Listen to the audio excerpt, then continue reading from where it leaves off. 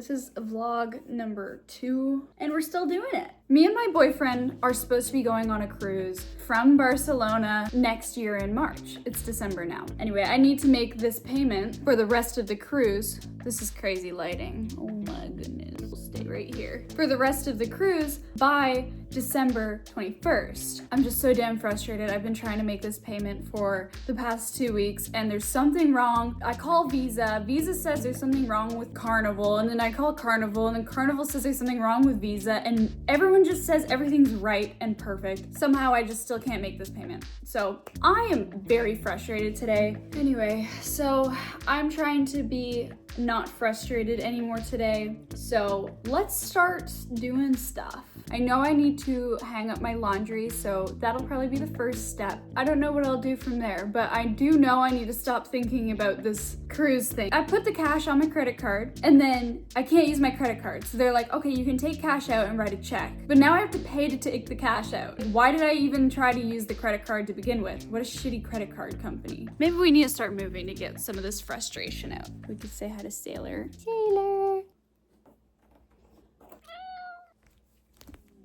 I have this like one piece of laundry. I don't know if this is weird, that I just don't know where to put it. I don't want to hang it up. I don't want to fold it. I don't want to put it in my underwear drawer. I don't want to put it in my socks drawer. And I never wear it. I don't want to throw it out. So it just keeps going through the wash over and over and over again. It goes through every single load. Oh, you can see all the dust in the air. Dusty.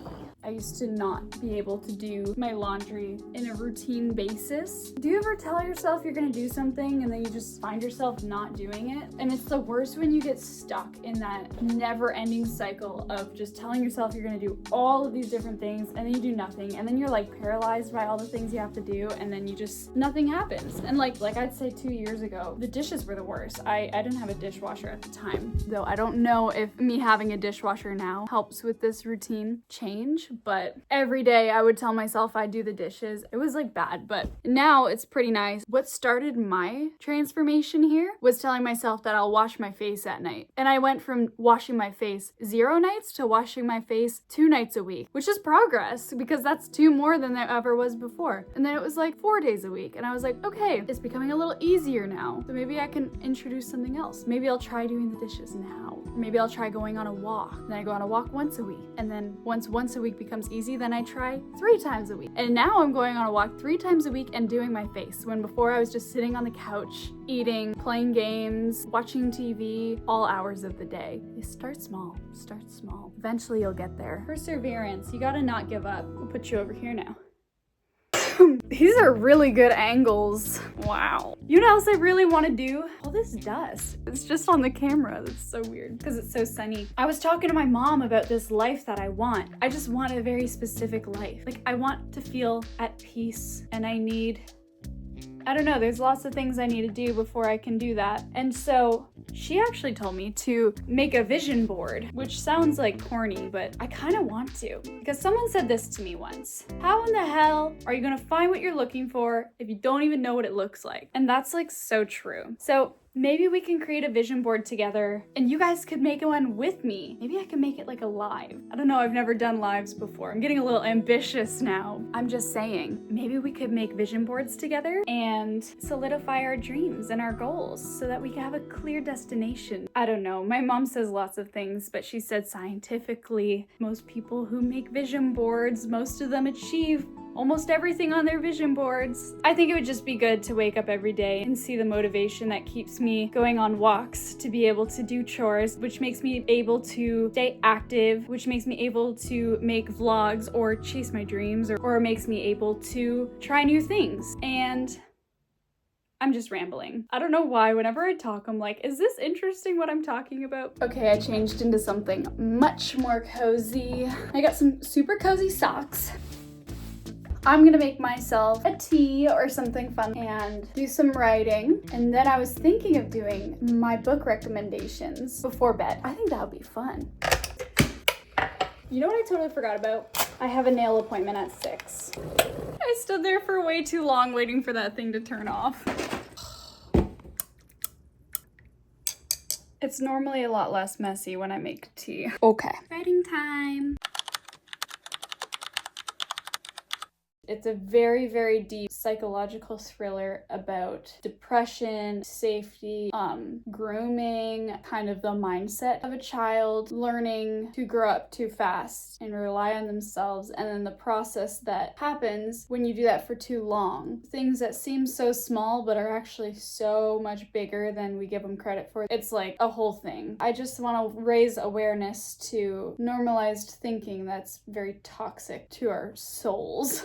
I'll give you guys a little sneak peek. Am I allowed to do that as an author? I don't know. I'll just read it to you. That was peaceful. It was my escape. An escape from the running list in my head of everything else I needed to fix. First of all, to be thinner. I studied my body in the mirror too long. My reflection annotated with corrections I could never seem to erase. The flat, childlike hips, the absent breasts. No boy would ever find me worth wanting until my body proved itself woman enough to earn their gaze. My hair was always greasy. People at school noticed puberty had started to do its work on me mercilessly, and it did not like my scalp. If I wanted to look decent, I had to wash it every day, and I didn't. The acne on my face joined the rest of the evidence, an aesthetic I couldn't scrub away, no matter how hard I tried. Those things wouldn't change. The fear of this quiet, stubborn belief that I wasn't good enough sat deeper than any routine. I couldn't escape, so my brain found other routes. When I drew, I was enough. When a line refused to be what I wanted, I rubbed it out and tried again until it was right. It was peaceful.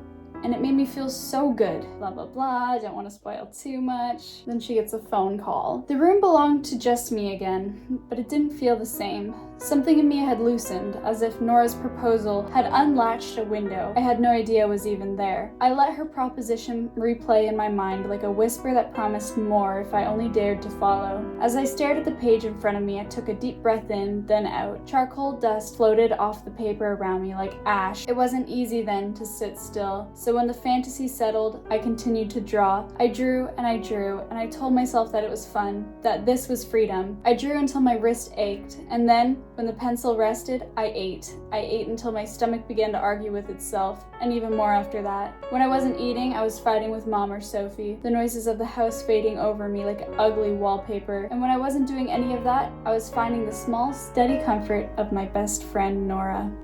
I kind of just want to keep going. Anyway, as I'm writing, I'm looking outside and I realized that I just forgot that it gets dark so early now. I will be driving because I don't love walking that far in the dark. I used to not care at all, but now I do. So I'm gonna drive and I will show you my nails once I come back, and then we'll do a little book review.